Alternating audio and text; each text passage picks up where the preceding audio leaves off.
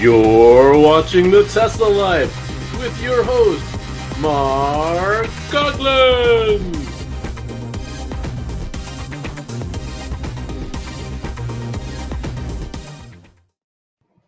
There we go. Hello, everybody, and welcome to the Tesla Life number 255. Here we are, the 25th of May, 2022. Welcome to the show. After what's happened in the past 2 days, I thought I'd just mention the shooting, of course, that we've all seen that has happened in Texas. There are no words to describe what has happened, and I'm heartbroken. I don't know how this problem can be fixed. It's a major problem. It continues to fester. I know this is an upbeat show. You didn't come here for that, but I did want to mention at the start that certainly our thoughts and prayers are with the affected families and individuals in Texas. And just wanted to mention that before we got started. And I don't know where to go with it. I just wanted to say my piece at the beginning. I wanted to tag on to that this is a call to action right here. Remember that in Texas, they called a special session. Instead of allowing Tesla to sell cars in Texas, they voted on this to allow this to become easier and vote accordingly. With that, we'll roll into our regular news. Certainly welcome to the show. Thanks for being here. We've got a bunch of stories, which is not surprising for us. Yeah. Our first story talks a little bit about the California market, and Patrick's going to lead on that one. That's right. So, California. If you bought a Model Y or Model 3 recently, you helped make that the best-selling car in California. And I don't mean just the best-selling EV. I mean the best-selling car in Q1 of 2022. Number one on the list, the Model Y. Number two, the Model 3. And then we've got the Toyota RAV4, a Toyota Camry, and a Honda Civic. So when you say car, you mean self-propelled four-wheel? Significantly more, outselling a Honda Civic. Yeah. What's that, Casey? I was saying, when you say car, you mean a self-propelled four-wheel vehicle? Like all of them? What are you, quadricycles? What are you trying to do? Oh, no, I was tagging on because it was... Matchbox cars, are they included? I was tagging on, like, because normally when we talk about how an alt-fuel vehicle is done, it's some kind of qualifier on it. He's saying it's the best, period. Right, Just right. cars. Yes. Well, it wasn't too long ago, was it, Patrick, that when we started to talk about EV sales, it was just within the frame of EVs. Oh, yeah. It wasn't outside of EVs. Yes, and we'd be happy if electric cars were 1% of sales. We're like, yes, we got a whole percent now. Now we have the best-selling car in this one state for this one quarter. But again, the way you get to the best, to all of vehicles being EVs, is you make these milestones. And so this is incredible to see. I was actually pretty surprised to see the Model 3 and Model Y were so close, just because normally crossover SUV type vehicles outsell sedans significantly. And I don't know if that was just availability of the Model Y or what, but to have the Model 3 outselling the Toyota RAV4, that's just and a RAV4 is like a less than $30,000 starting price, $27,500, I think, and a Model 3 is going to be significantly more than that. So best selling by volume, and certainly best selling by profit margin or revenue dollars, with no question at all. Yeah. Looks like it's going to be a good year for Tesla.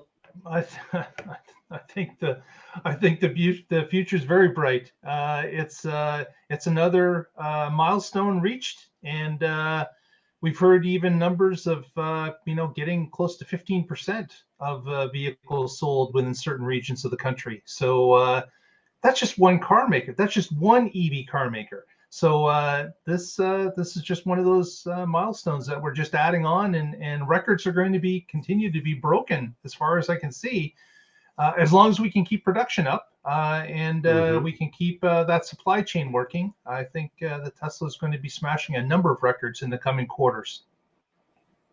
Yeah. Definitely. With that, got a story about auto steer.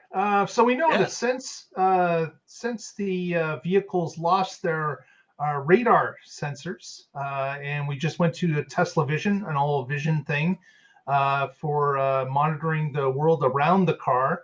The auto steer was knocked down to, I believe it was 80 miles per hour that auto steer would work on, not above. That, Not of even 1 course, mile an hour above. right. You went over it, No you got the beeps. no percentage above it. It was 80 was a hard ceiling. So Mm. of course, lots of people like to drive faster than that. We won't get into whether that should be done or not. It's But These are legal in some legal places. speeds. yeah, It's like so 85 and a couple streets in Texas and a few other places around the a couple country. streets like residential. Uh, That's a very dangerous neighborhood. like limited access highways. Like I don't know if they're Okay. freeways or tollways, but either way, it says 85 PSL, and Yeah, so you couldn't keep up with traffic. Like I mean, that's not even right. traffic. You couldn't keep up with legal traffic. Which of course could be dangerous if you're going under the speed limit. You Yes. tend to be a bit of a hazard on the roads. Well, anyways, Tesla had promised that as the Tesla Vision got better, that they will be adding to the package, and of course the speed would go up. Well, recently an update went out, and that amount has been up by 5 miles per hour to 85 now. So 85 is now the ceiling. I'm sure people would like to see 90 at some point, but at least they're heading in the right direction, and it's been upped by 5 miles per hour. Yeah. Although on a recent trip, I was zipping through Michigan. Speed limit was 75 miles per hour, and I was going a little bit over that. I tried to do 10% over, not above 10%. So I was doing about 7 miles an hour above 75. It's about 82 and a half. And that is pretty quick. Like It is. you're traveling in kilometers. That's over 130 kilometers an hour, which it's kind of speedy. I can imagine doing 90 would be. I don't know.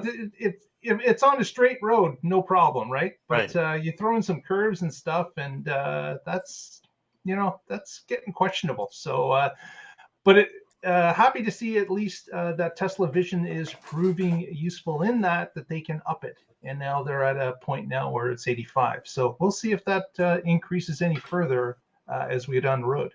And it used to be, or it still is, on the AP1 and the radar cars. So basically, anyone that's not in FSDBeta and anyone who doesn't have a brand new car, your cap is 90. So you go to 91 and it's kicking you out and screaming bloody murder. And so it wouldn't be unprecedented for them to allow 90, but 85 at least means you can do what the sign says on those handful of streets. And Mark was saying, when you're going at a pretty healthy clip, 70 miles an hour, like this Revel Model Y was doing in New York, taking out the side of a UPS truck and a city bus. It does some damage, but thankfully they were the safest car in the world, and they were able to walk away from it. I wonder if they had a client in the car when that happened. I hope not. Yeah, maybe they were on their way to a client, but either way, that's not excusable because there's nowhere in downtown New York where that's a reasonable speed. And of course, they're the ones that have they're the vehicles that have the front passenger seat, I believe, removed. Yes. So that there's more comfort in the back seat. Yeah. So they had one less seat, but yeah, just interesting development there in the greater New York City area. Yeah, people generally drive too fast anyway, and the system, full self-driving and others, that they're still new, right? So they're trying to figure things out, and the faster you go, the less time they have to make these decisions, and if something goes wrong, the bigger the impact. So I have no problem with them limiting the speed to the actual speed limit, or keeping it below 90 is fine. Yeah, the only places I can see other than those handful of roads we talked about and sections of the Autobahn, it's not necessary to be going that fast. I understand that people do go that fast, and you might want to be able to keep up with traffic, but Well, right, then drive. Right. Because it's not ready for anything else yet. If you're Exactly. going to go that Yeah, fast, you're do it your absolutely damn right. self. There's no use in putting a system in place that's not quite ready for it. Like you're just asking for trouble. Yeah, when it's that counter is to the mission. happening. Yeah, absolutely. Next, Casey's got a story about. We've talked about this several times about why Tesla can never get over triple digits in superchargers in the United States. Now they have. It has happened. What? Yes. So over in California, as they have, they're getting ready to open up for the third-party charging. Over in Tasmania, and they're reporting that they're getting the largest U.S. station at 100 stalls, and that is going to be located in Barstow. So it's one of the original sites for supercharging, which is pretty cool to see. And they'll have 100 stalls, and if it's anything like what we saw before, the stalls will be in before the pavement's in, and that's just incredible. But all the that is incredible.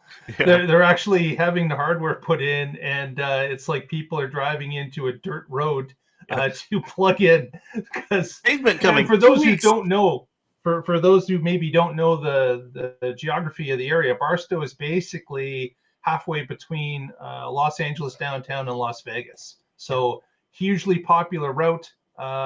Tens of thousands of vehicles traveling that road every single day, if not through certain hours on the weekend, because it's certainly a popular drive between the coast and Vegas, and continues to be ever increasing. So great to see 100 pack is going to appear there, and it just goes by 2 above what we were speaking about before from Harris Ranch in California, who topped out at 98. So looks like they took our criticism and decided to add 2 more and get that 100. Hit the triple digits, make the news a little bit. Something. Exactly. That's right. I'm hoping that they have some pull-through stalls for people towing with Model X and Model Y, and maybe they can have some ready to go for Cybertruck, but Cybertruck's enough off that they could reconfigure all kinds of stuff in the meantime. Right. But they do need to start planning for that now. Yes. Yeah, because people say, "Oh, just drop your trailer." You can't drop every trailer. Some of them don't have landing gear. Like if you rent a U-Haul van truck trailer, it has this metal foot, like it's like a tongue, but you can't lift the thing off the ball. And then once you do get it off the ball, good luck getting it back off the ground. Assuming it didn't smash your foot. Right. Yeah. And even if it's relatively easy and you could do it, it's a pain. And then where do you put your trailer? And just have a pull through spot. Problem solved. Much easier. Exactly. And a quick PSA for those superchargers that have that one stall that looks different than all the others. You go to a supercharger, there's 8 stalls, and 7 of them are right against the curb, and then they got one outliner that sticks out. That's not a place just for you to charge. That's for a guy with a trailer. I learned that the hard way. My first trip with a Tesla, trying to figure, look at that. I could park there and charge it. I could just pull straight in. I don't have to back in. That's even better. No, that's not for you. That is not practicing backing in yet. That is for a vehicle with a trailer. So keep that in trailer, mind. The Tesla bike accessory, and those are the ones. Because where you can't back in. Exactly. There were many minutes wasted for me waiting for people to get out of that one spot. I don't count it in my time spent waiting on superchargers, because for me, I keep the waiting on superchargers criteria for when they were broken and I had to wait in line for one. So I'm up to like 35 minutes between 2 sessions ever. But it's well over 2 hours if you add in times that somebody pulled in the only pull-in spot and blocked me with the trailer. Yeah, when we had bikes on the back, I'd have to get them right up against the supercharger, and then I could plug in. But it was close.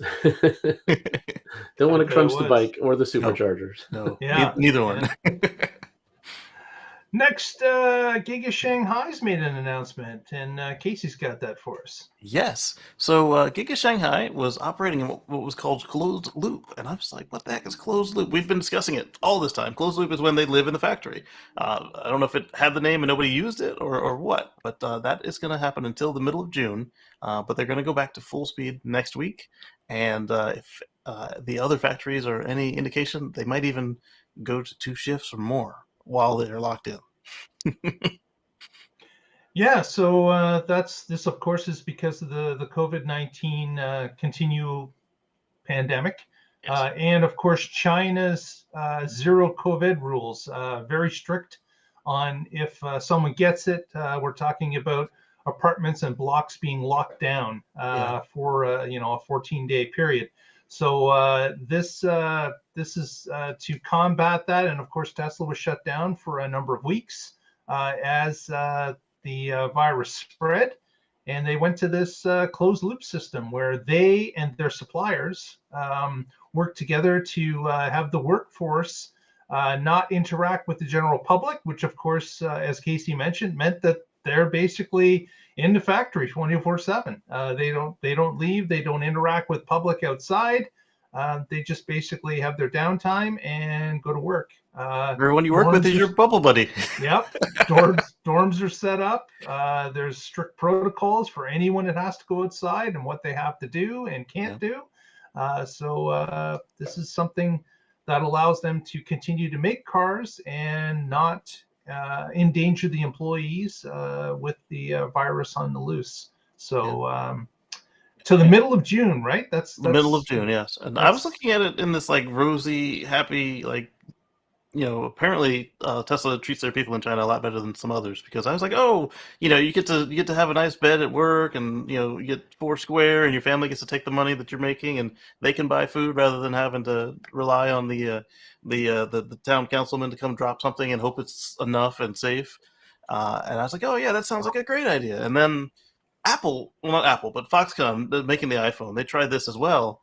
And they had a breach where like the security guards, like one wasn't on shift or something, and then people came pouring out like they didn't want to do it, whereas the Tesla people seem very happy to be doing it. So I guess it's a matter of who you work for, even over there.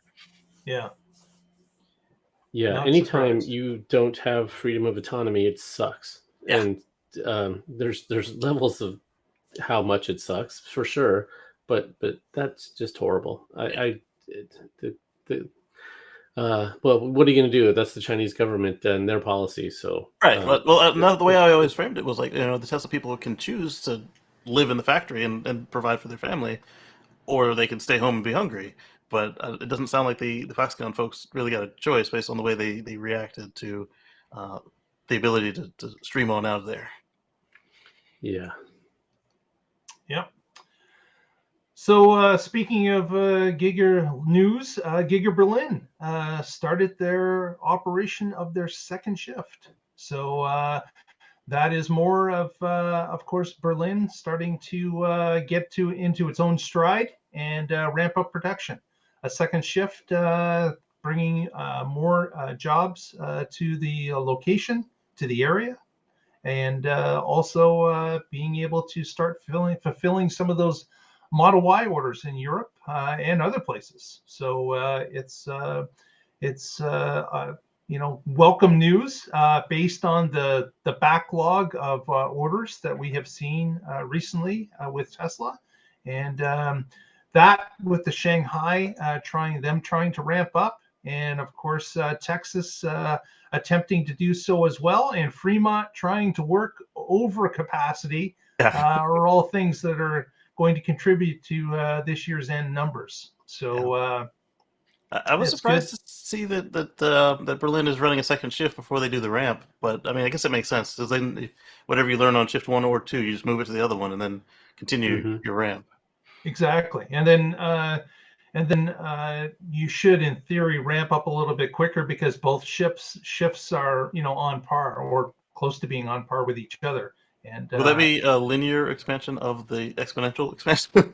Right. So it's it's a lot of math in this show, but called stacked S curves. Yeah, there you go. That's what I'm looking for.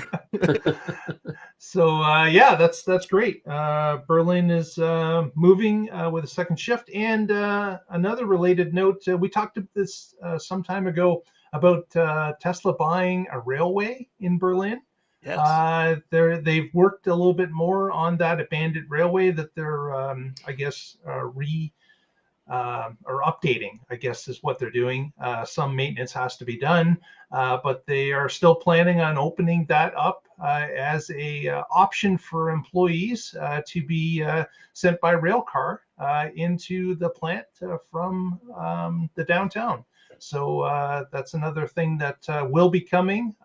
They haven't opened it yet, but they did talk about the refurbishment that's going on. So another thing that Berlin's doing that's a little bit unique compared to other gigafactories. I'm curious if they're going to use either a battery powered train or put a Model X out there with the Disney. Yeah, Disney I cars. wonder.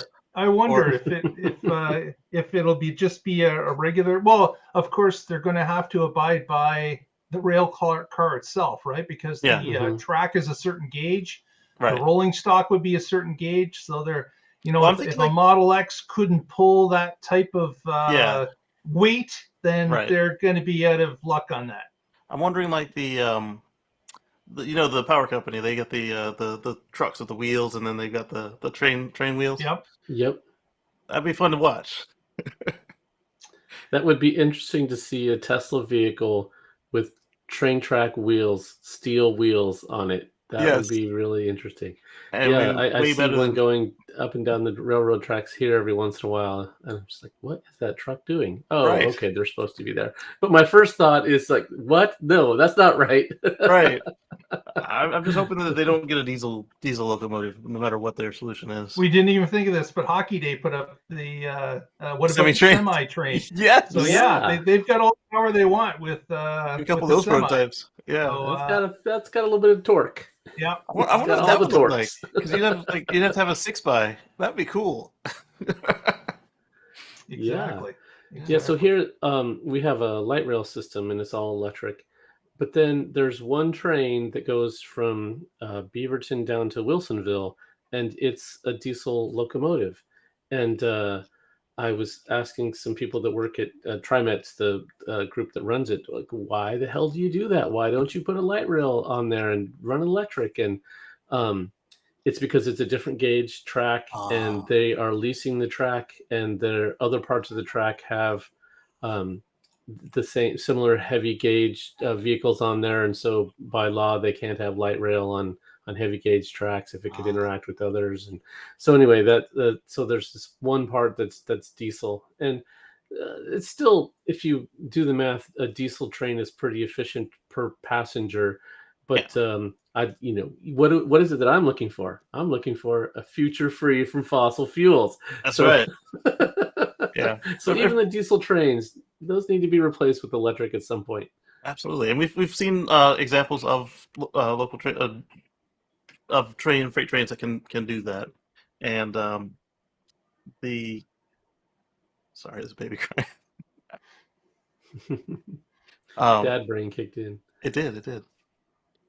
I forgot where I was going with that.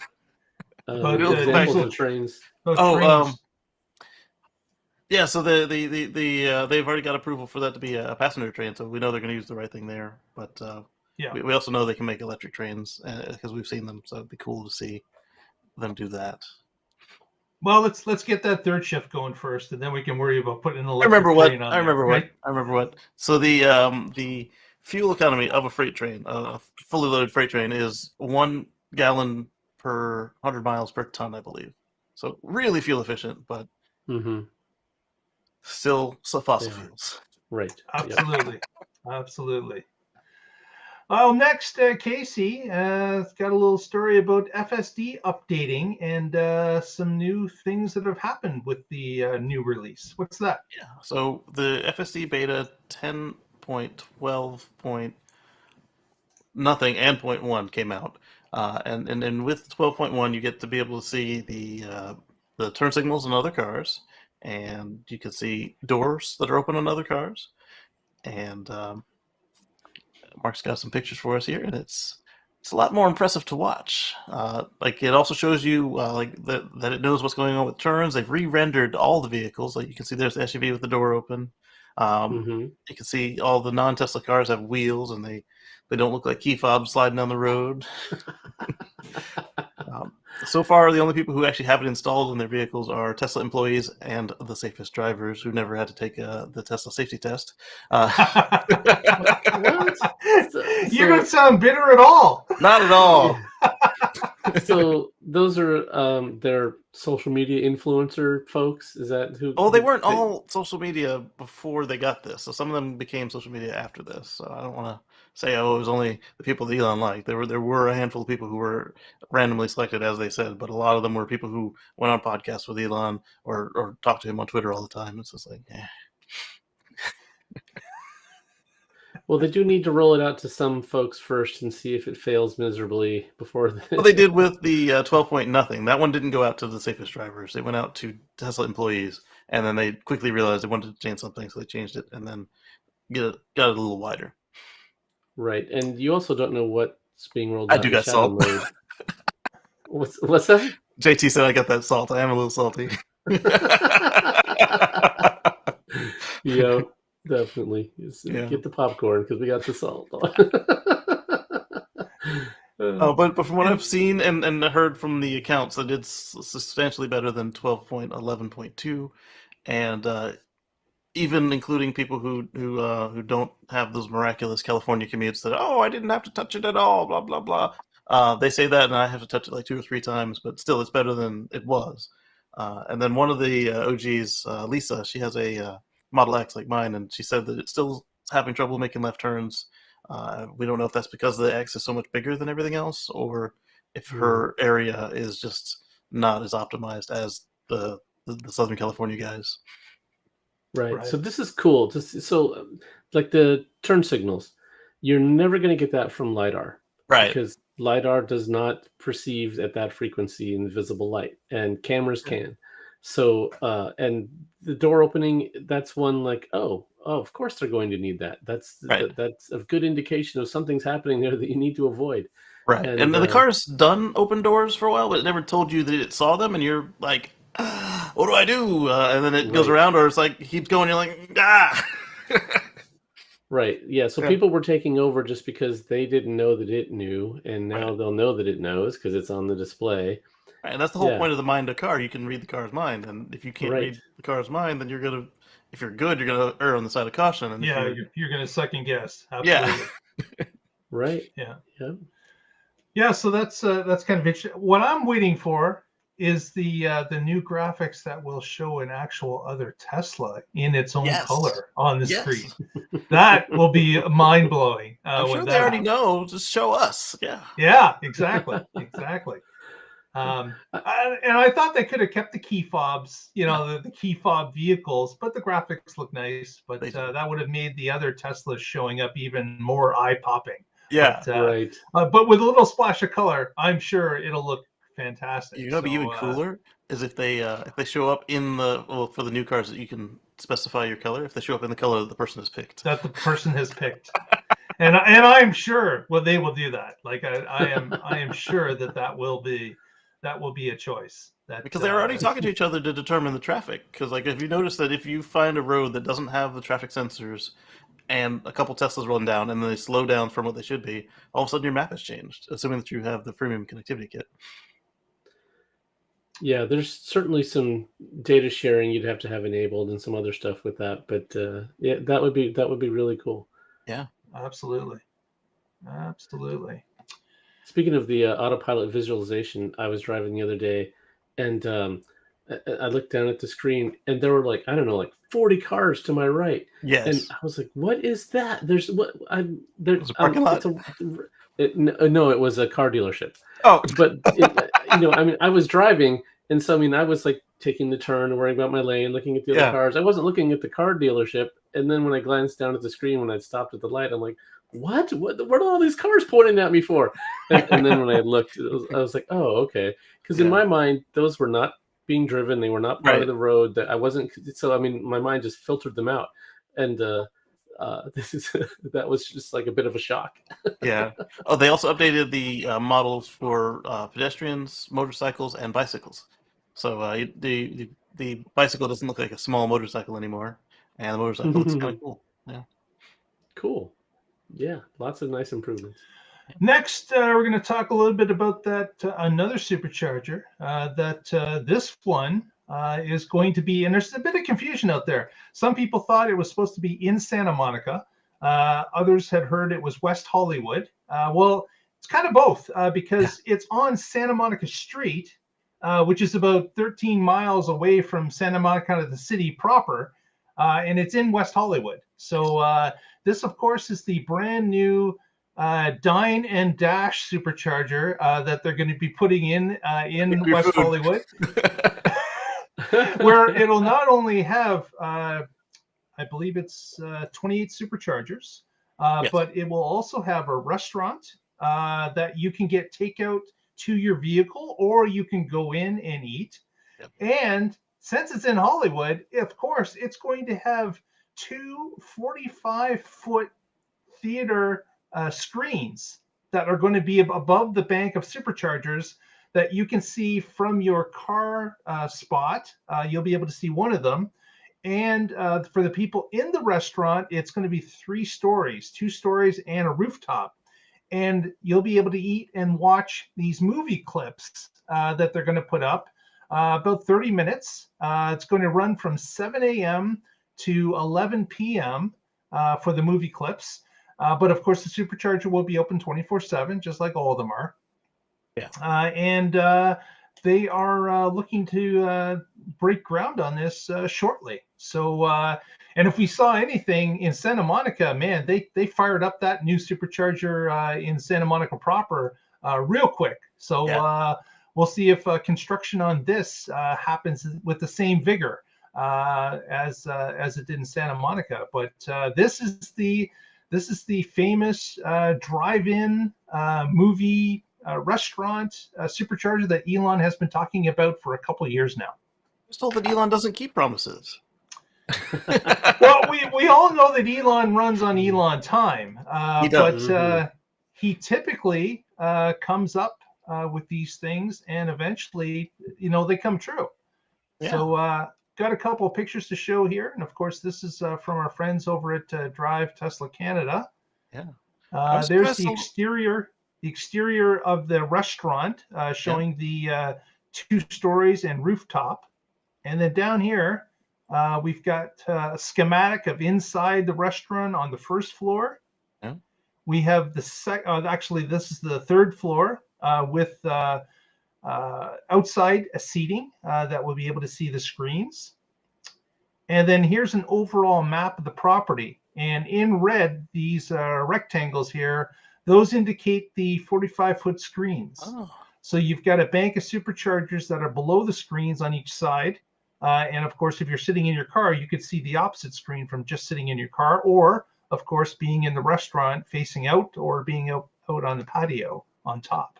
And those little squiggly dots in between the screens on the border are hedges. So that way, they can kind of block the sight lines a little bit, but still be kind of pretty. I was surprised to see that you got 28 spots for charging, but 218 chairs inside. Yeah. So and obviously they're going to be. It's going to be a tourist attraction, I'm sure. It's got to be, yeah. Like this is West Hollywood. It's a tourist attraction anyway. It's not even far from like the Chinese theater, the Chinese Man Theater. Is that what it is? I'll just stop sharing there. It's not far from that. The proper, I guess you would call it the Hollywood Strip, where you've got the Kodak Theater and the Man Theater. It's not all that far, just down a block or so south on Santa Monica. Yeah. So this is going to be impressive. It's going to be something that is unique to Tesla. I am interested to see if this will spur other things, or if this is just because it's in Hollywood, and when you're in Hollywood, you act Hollywood. I'm not sure. That would mean that they'd start theming them all, and that would be cool too. Mm-hmm. Yeah, like it's going to be interesting to see how people take it in and how it's used. But certainly, if I was ever in the area, I would definitely drop in and take a gander at that. Yeah. The other thing that came up, that's a point of contention, is when Elon described this to us.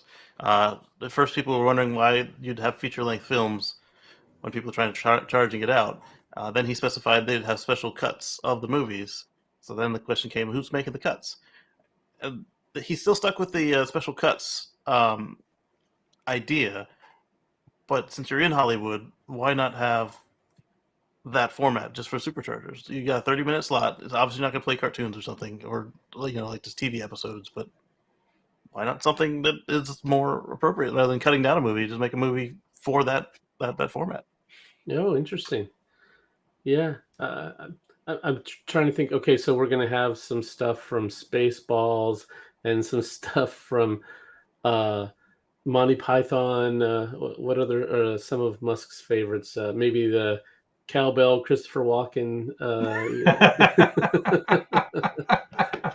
Oh, definitely. We're going to see John Candy as and the Spaceballs for sure.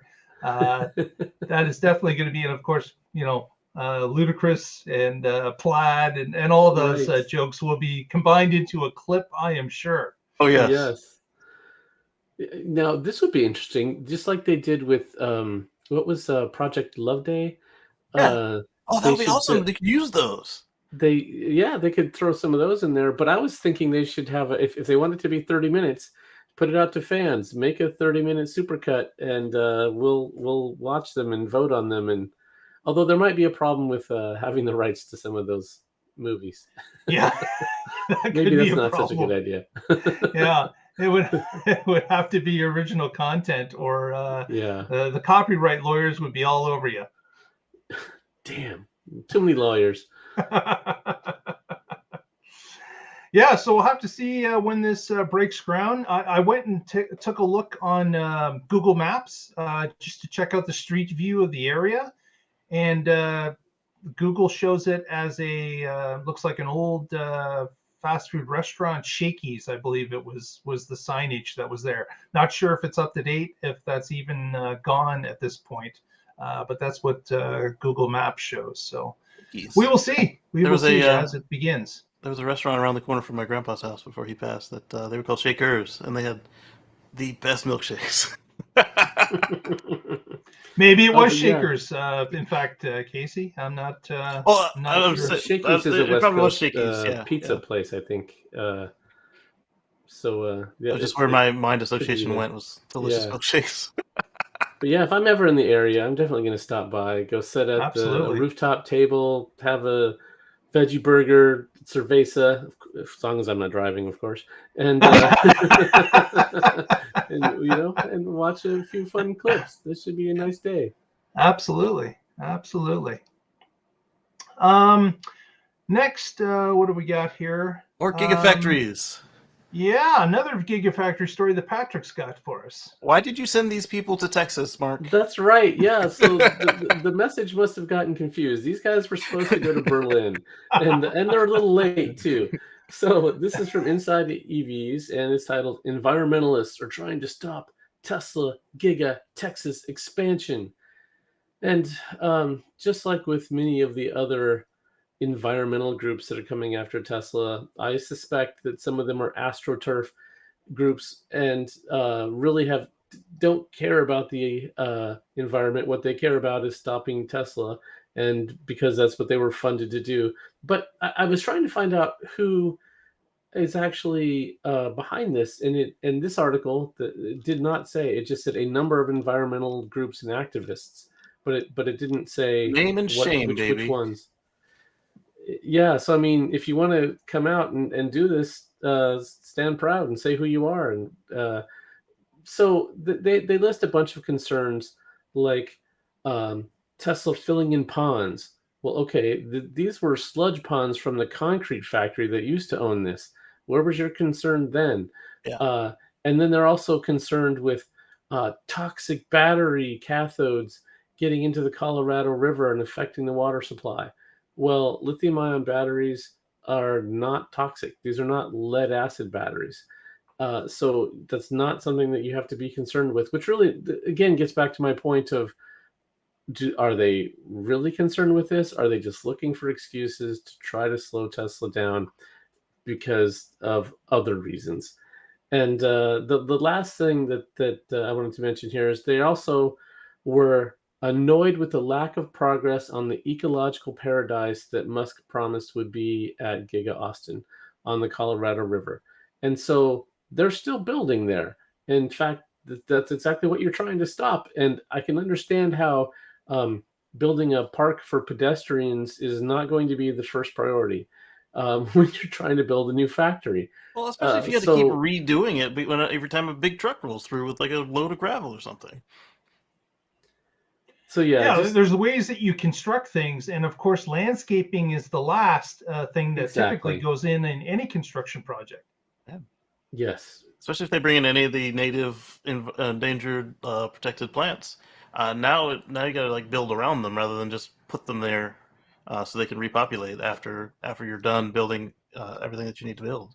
And the worst thing for sensitive plants is of course having hundreds of trucks roll through with the dirt and blowing up dust storms of that dirt that's being unsettled every time a vehicle runs through it. So you've got to get the main construction done before you put in the plant material so it can thrive. You don't want to be out having to rinse and wash and dust off plants otherwise they're not going to collect the sun as they should and grow properly. So let's get the major construction done first, and then we can move on to the ecological paradise because it's silly. And as far as the pond thing was going, Patrick, didn't Tesla build a new rainwater system on the factory grounds in order to handle not only what the factory does, but what the runoff from the rains would do on any of the concrete or paved surfaces? So I think they've taken the rule of the law and they've made the plant able to handle those type of things. Yeah, and they're not the old school robber baron industrialists. They don't have a open pipe going from the drain of the factory processes into the river. And even if they did, it's not contaminating the water supply of Austin because Austin gets their water before it passes the Gigafactory. But again, they're not dumping raw, untreated stuff into the river. So I don't know what these. It's like, they cut their nose just to spite their face. Like, hey, let's just have another 100 years of fossils rather than some EVs. Right. Yeah. They might not like Tesla, but does that mean you like burning gasoline better? Do you think that's going to have a health impact on the environment or the population? It's not perfect. Why even bother, Patrick? Shut it down. Yes, exactly. Yeah. So that's letting perfect be the enemy of good. Yes, constantly. And I don't know if you guys follow Amy Westervelt, but she's an awesome reporter. I've mentioned her several times. She talks about how fossil fuel, they are funding these AstroTurf groups, and they do it through dark money channels and other ways. And so their goal might just be to stop Tesla, which is why the first thing I wanted to do when I saw this article is, okay, what group is it? And let's go see, are they 503C or 7 or whatever, and how are they funded? I couldn't find anything. So who knows? While we're talking about these people, Elon mentioned that was it SRG or ERG, the environmental compliance on the S&P 500, how Tesla lost theirs because they're ESG. ESG. Tesla lost theirs because they didn't show what they're going to do to reduce carbon.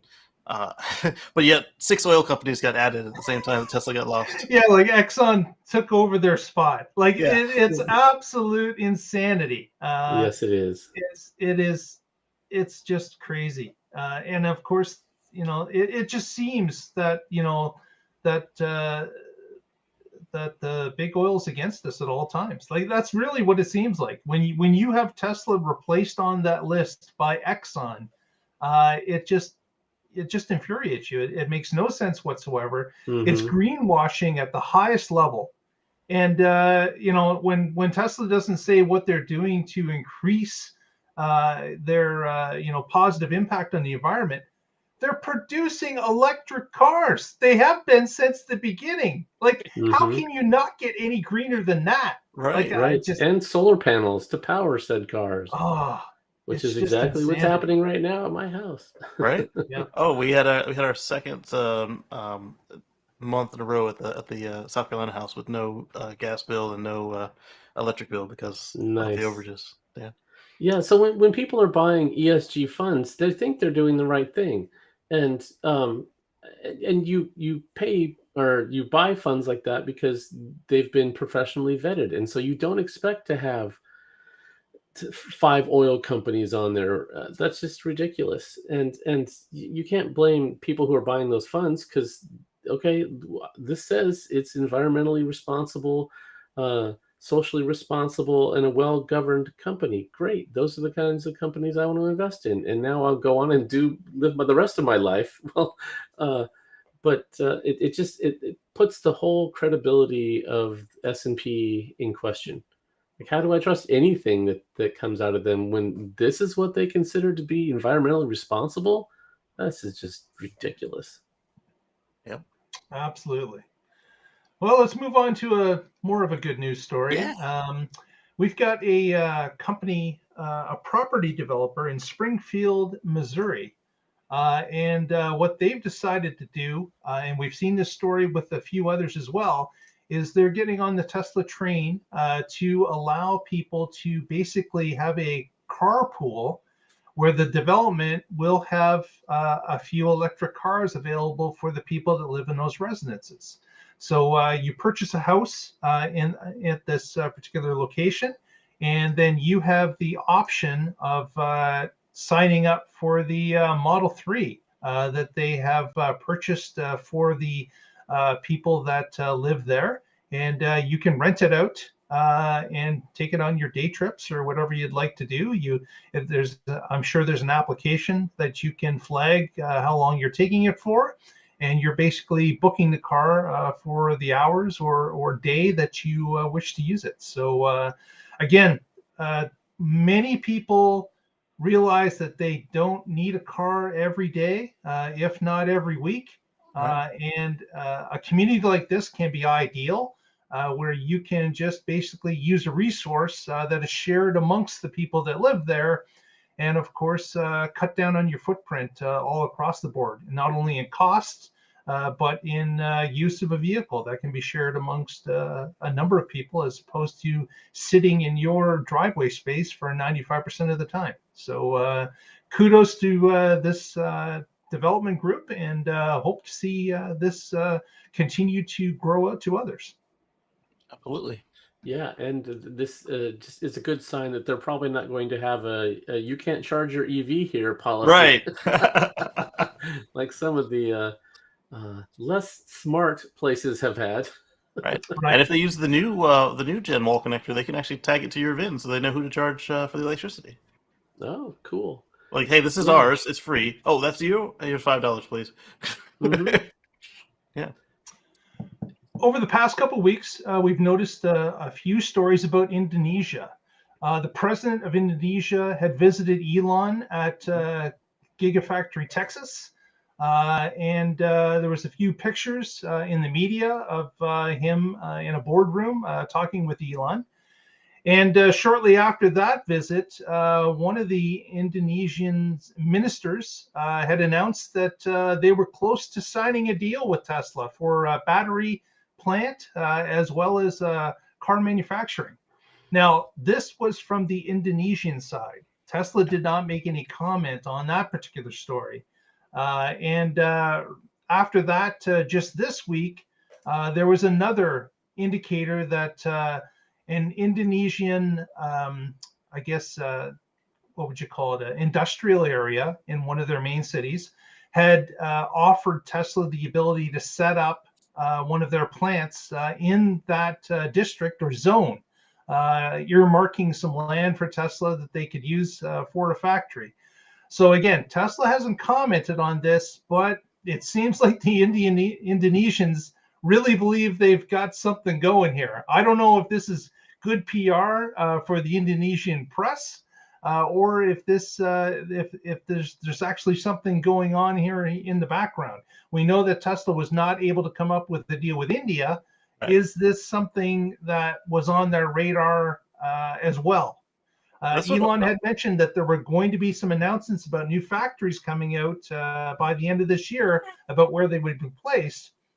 Maybe Indonesia is on this list, but certainly if there was a non-disclosure, they're certainly not abiding by it because it's been released now by a few different people on the Indonesian side. So not really sure if this is something that's going to come true or not, but it's certainly being announced by a few different people. This was something that Omar and I were speculating on because everybody said, "Oh, they're building a battery factory," and then when you look at the numbers, it's a gigafactory. And then when you read the text of everybody's articles, it doesn't rule out making cars. So it's like just build a regular ass gigafactory there, and then export the cars. And then when you saw the timing of the most recent batch of announcements about this, obviously, like Tesla didn't say anything, but everybody else did. It's hot on the heels of them all saying they were going to take a pause on the Indian negotiations. And when you look at a map of where India and Indonesia are, and then you look at how the proximity to shipping is from the alleged place, that might be it might be where it is. And of course, the reason that Indonesia is pushing on this and Tesla is so interested or could be interested is because Indonesia has a lot of nickel supplies. And lately, Indonesia has been locking down the exporting of raw material for that nickel to others. So they obviously are wanting the jobs to be placed inside the country that they can use the resource to make the battery packs and then ship them from there, or put them in vehicles and ship them from there.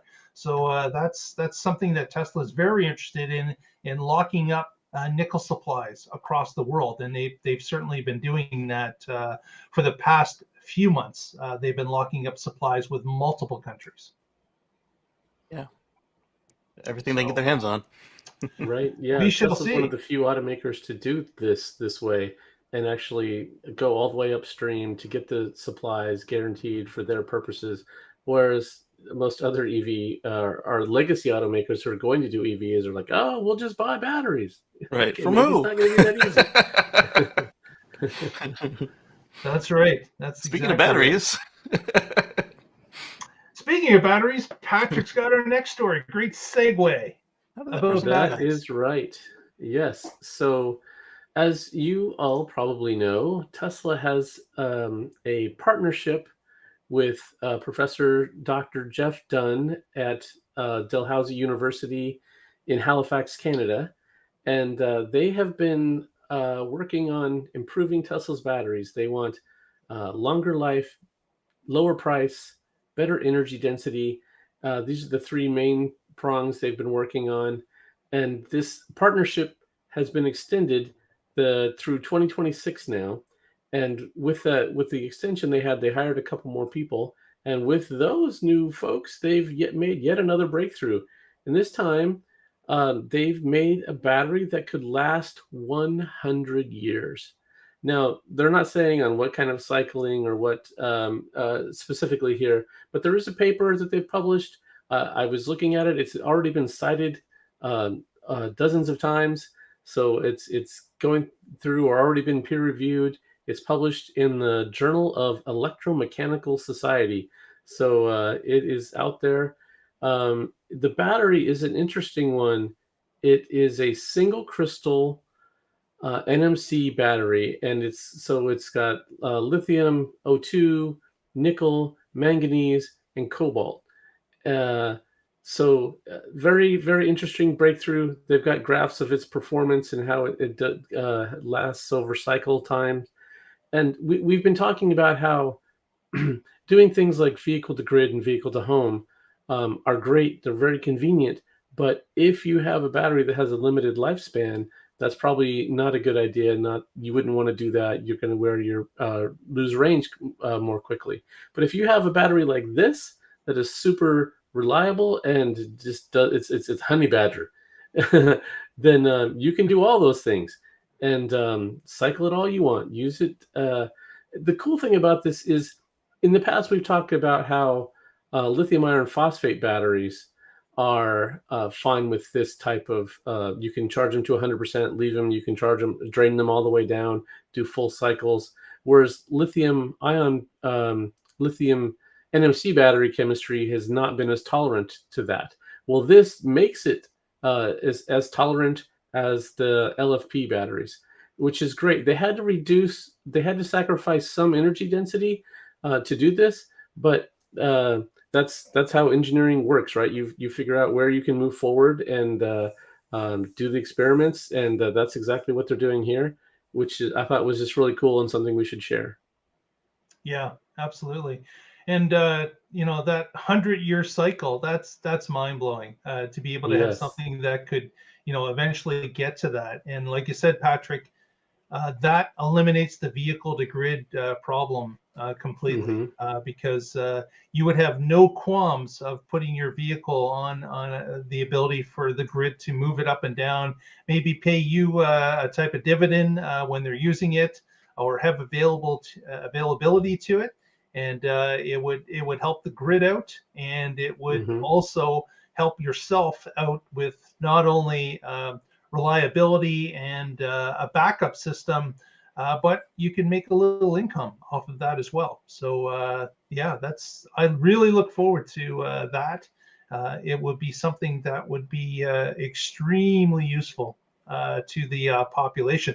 And Jeff Dunn, of course, has been talking about this vehicle to grid, and that how many batteries are available, you know, will be available in the coming years. And his assumption is that most of the batteries that will be created in large formats are going to be used for cars. So storage on a house scale is going to be fairly limited. But if you could combine that your car is used for your house as well, that kills two birds with a single stone, and the amount of batteries doesn't have to double. You just use what is available for vehicles, and that would be a big plus. Yep. Yeah. So many of our future technologies that are going to be the things that help us stop using carbon need batteries. So we're going to have grid backup at a massive scale. Every wind farm and solar farm should have a bank of batteries as part of it, so that they can guarantee delivery of the power that they are required to do. And we've already seen in Australia, they were having massive grid problems, a huge bank of batteries there, and boom, those problems have been solved. So yeah, we need lots and lots of batteries. And there are different use cases where maybe different chemistries can work better in one situation than another, like grid storage. These batteries that are not as energy dense but last a long time, that's great. Yeah, so lots of great research happening there, which is why we need things like Giga Texas, where they're going to be making batteries, and we need to stop having these environmental groups block them, because this is the technology that's going to allow us to move to a better planet and to have something that's more ecologically friendly. So just trying to get I'm back on that rant. I'm sorry. Okay. Well, because like when you think about it, if even if this is a dirty process, the end result is cleaner than if you didn't try it, because we could just keep on with the fossils, or we could do this. And yeah, like we know now that with the new Teslas, it's 6,500 miles before you have reached par with a gas vehicle. But after that 6,500 miles, it's the electric car is cleaner all the way through. So as long as we're not throwing away these cars after the first oil change, then it's going to work. And of course, the other thing to keep in mind is that once we get to the point where we're producing these hundreds of thousands of batteries, millions of battery packs that are going out into vehicles, is those packs are going to be reused in the recycling of those vehicles. So unlike a gasoline car where, you know, you go to 100,000 miles or 150,000 miles and then it's scrapped, the batteries in these electric cars are just going to be taken out and they're going to be repurposed. Even if they're reconditioned to the point where 80% of that battery is reused in new batteries, you are so far ahead of anything that was done in the past. And we're hearing numbers of 90 to 95%. So these are things that are going to make it better. And there's going to be less mining involved because, of course, we're now recouping those minerals that were in those recouped batteries. So it just gets greener the longer it goes. Exactly. Yes. And they're elemental minerals. They're not alloys. So like you just melt it down and then redo it again. Obviously, you have to get the purity there, but same concept as the lead batteries that we have today. Aluminum cans, steel. It's melt it down, redo it again. Exactly. Right. Unlike a gas car, where you have to go and drill a new Pull it out of the well. atmosphere again. Yeah, and then spew a whole bunch more stuff into the atmosphere. There's no recycling of oil, not after it's burned. Right. Absolutely. Well, with that, if you haven't already, please give us a thumbs up on the video. Press that subscribe if you haven't done it. That helps us out, supports the channel. It doesn't cost you a dime. We would really appreciate that. Through this video, I'd like to thank Casey Green, who has been battling the spammers. Thank you, Casey, for working that in the background inside the chat or the stream. Yeah. Really appreciate that.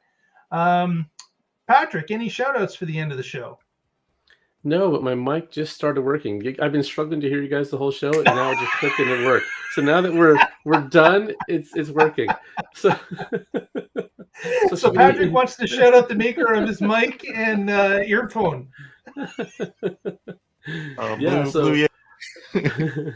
I'm not sure where the problem was, but it's working now. So as always, I'm with the Oregon Electric Vehicle Association. You can find us at oeva.org, and I blog occasionally at carswithcords.net. Go check out my blog. Thanks. Very good. And we also thank Patrick for his help on the Facebook page, keeping us up and running there. Mr. Green, what do you got going on? Any shout outs? I know your baby's been shouting out for you, but what do you got? So Baby and I recorded. A friend of ours was installing the Power Frunk on our Model X, and I've got most of that video shot, none of it assembled and cut. And then I've still got the FSDBeta in the rain assembled, but need further trimming, but she hasn't allowed me to take the time to do that. So when she's asleep, I'll try and cut on that video and get it out there for you guys. But you can find that and my marathon streams at youtube.com/Casey Green. That's KACEYGREEN. And then Omar and I have worked something out to try and keep the dense as it is, but maybe kind of cut an hour or three off of the end of it. An hour or three. But still, that's pretty loose. It is pretty loose, but still, feel free to kind of come in and go as a viewer, as somebody chatting with us, and same for the host. They'll come in and come out throughout the whole thing until we've covered the week's news and discussion topics. It's fun. Very good, very good. Yeah, please follow Casey and Patrick on their respective blogs and YouTube channel. Thank you. With that, thank you very much for watching. We'll get together next week, and together we will learn what is happening in the Tesla life. Indeed. Thank you, Lee Moon. Good night, everyone. Have yourselves a great week.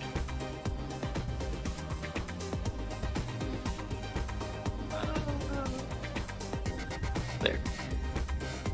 Oh, it didn't work. Push the button. Oh, I see what happened. So